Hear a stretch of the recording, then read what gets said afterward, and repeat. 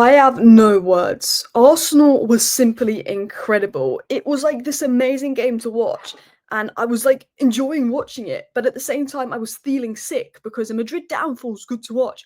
And then I'm like, no, this is Arsenal. They cannot win the Champions League. I will feel horrid if Arsenal win the Champions League.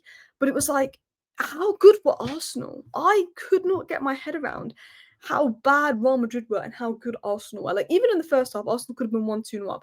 But that second half was a domination. I think Bellingham made a clearance off the line. Was it Rudiger or someone that made another clearance off the line? Quartar made so many super saves. Yeah, Declan Rice scoring two screamers of a free kick in one game. Lewis Skelly, 18 years of age, just running through Madrid. He did not look the tiniest bit out of place. He looked like a seasoned professional. He looked better and more experienced than Madrid players.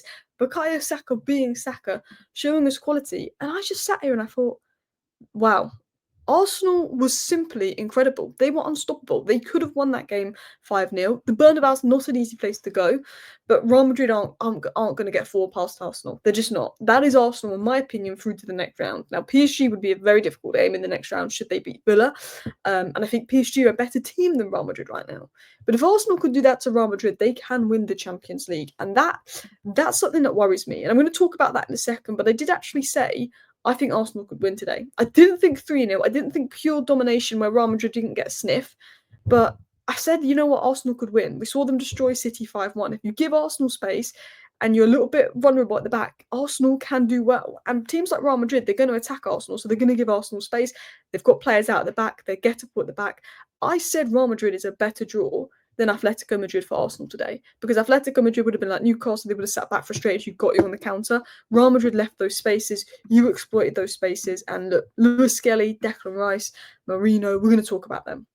But here are my just notes, because we have to talk about Declan Rice. As much as I don't like Arsenal, this is a moment that will be looked back, even if Arsenal get knocked out in the next round of Champions League, this is a moment that's going to be looked back at in 10 years, 20 years' time, of when Declan Rice didn't just score 2-3 kicks in one game, but 2 world-class 3 kicks versus one of the best goalkeepers ever within 10 minutes of each other in a knockout game versus Real Madrid.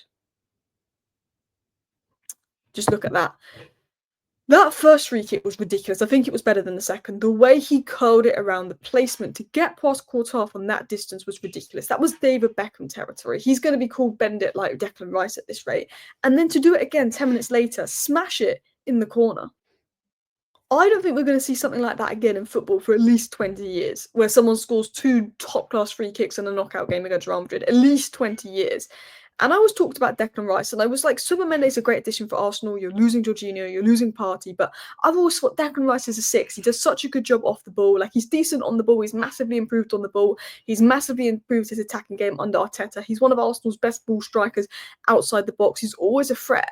But now I'm starting to see why Arteta sees him as an 8. Because on the outside of the box, not just 3 kicks, but the goal we scored versus Manchester United, he is such a genuine threat on the outside of the box. His ball striking is unreal. Alongside Saka, Calafiori, Merino, and Declan Rice are Arsenal's best shooters. They're the best finishers. They're the best ball strikers. You've got 3 very lethal ball strikers in and around the box. And that was just incredible from Declan Rice.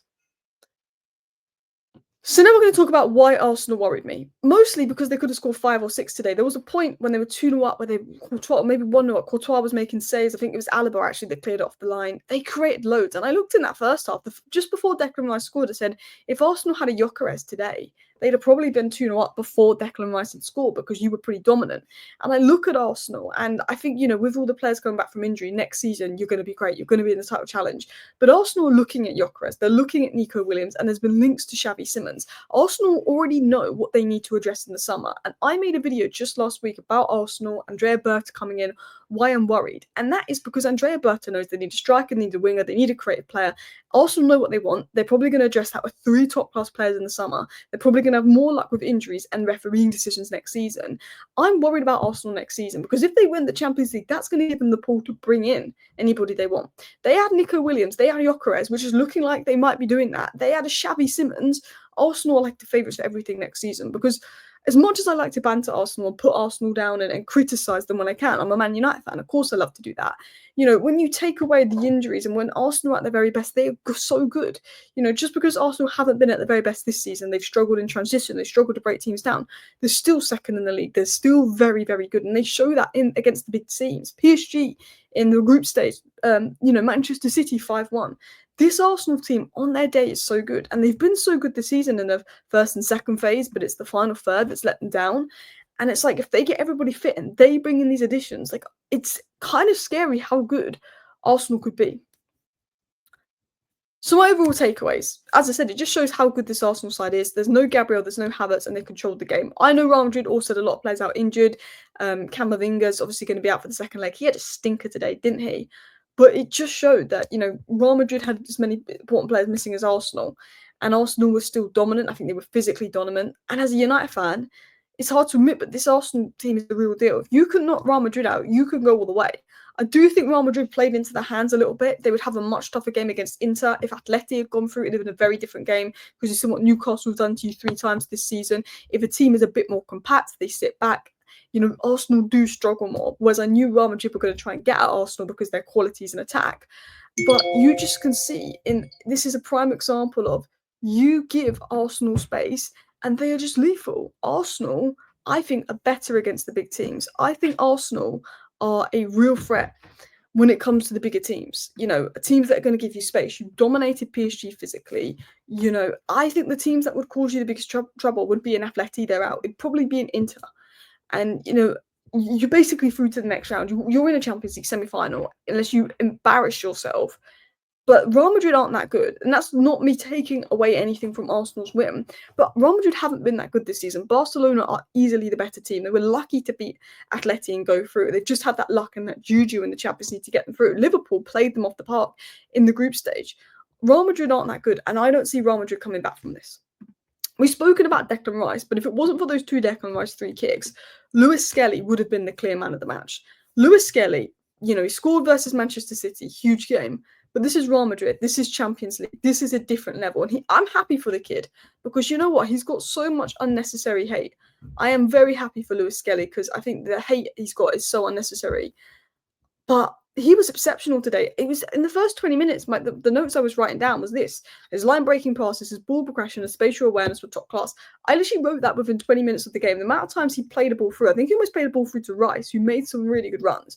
His ball progression, his spatial awareness, it was all top class. The technique, the physicality, the mentality. He made it look effortless on one of the biggest stages, and he was inverting into the midfield. I mean, Merino dropping deep was opening up that space for Lewis Skelly, but he was unbelievable versus Real Madrid. Not one bit out of place in a Champions League quarterfinal against Real Madrid. He was there. He didn't look out of place physically. He didn't look out of place technically. For me, arguably was the best player on the pitch. He was just so good. He was so good. And I did a ranking the top 10 kids in football, and I think I like that were under 21, and I ranked Lewis Skelly 7th, and this was a couple of weeks ago because I said he's just not played enough. I think he's great, but he's not played enough. And then since then he's been called up for England and he's put in this game. And if I redid that list now, Lewis Skelly is easily top 3. He's easily top 3 on that list. With the Hoysons and people. I just can't believe how good he was. I am really happy for him. Even as a United fan, if there's a player I want to succeed, it's the ones that I feel get targeted by the English media. I'm going to show you some more stats on Lewis Skelly. Bear with me here. Okay, can you see that? What a journey it's been. 18, not like 21, 22, which is young. 18. Like, that's ridiculous. Like, we're doing our A-levels at 18. That is absolutely ridiculous. And to be honest, just not normal to be that good at 18. With Ranieri and Lewis Skelly, but Lewis Skelly looks a little bit more ready. Arsenal have like 2 £100 million talents on their hands.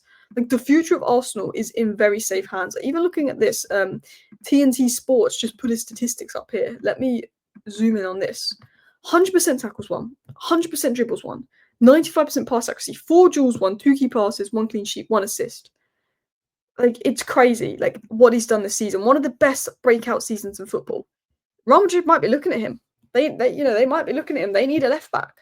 Real Madrid might be looking at Declan Rice. They might be looking at Lewis Skelly and saying, we need one of these Arsenal players after today. Because Trent Alexander-Arnold ain't going to fix their problems today. They need another DM. They need another centre-back. They need a left-back.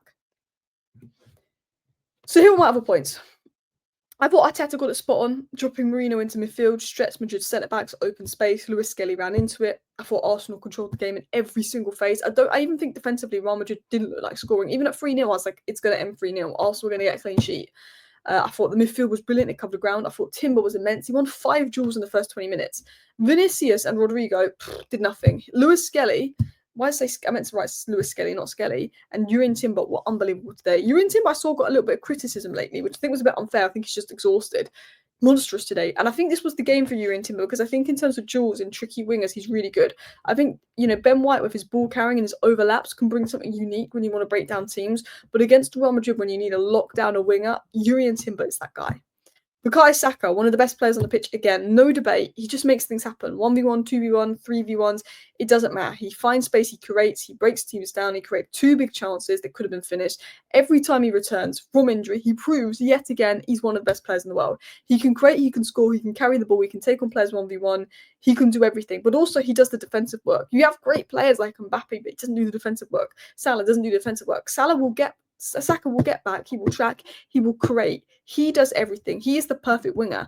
And all I'm going to say is if Arteta actually gave him less defensive responsibilities and let him stay higher up the pitch, I think his numbers would be even better. And he's got good goals and assist numbers, but I think they'd be even better. These were just Timber stats, by the way. I thought I'd include this in the video because what game you're in Timber had, I think it will go under the radar. I think the talk will be Declan Rice and his 3 kicks because what a moment that is. But, there's other things you've got to talk about there. Other things you've got to talk about. And one of them is just Urian Timber, how good he was. These are my first half notes. I thought I'd include them, to be honest, just in case anybody was the slightest bit interested in what I thought in the first half. This was Arsenal should be more 1-0 up. Quartar made a good save.